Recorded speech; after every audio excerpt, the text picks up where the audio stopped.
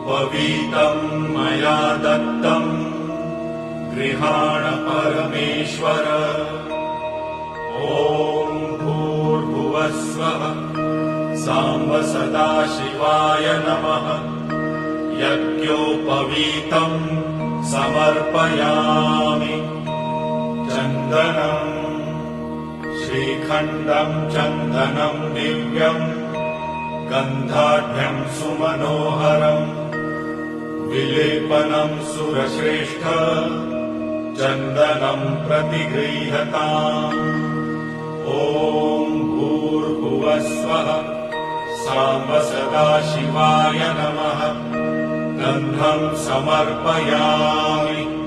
भस्मम् सर्वपापहरम् भस्म दिव्यज्योतिः समप्रभम् सर्वक्षेम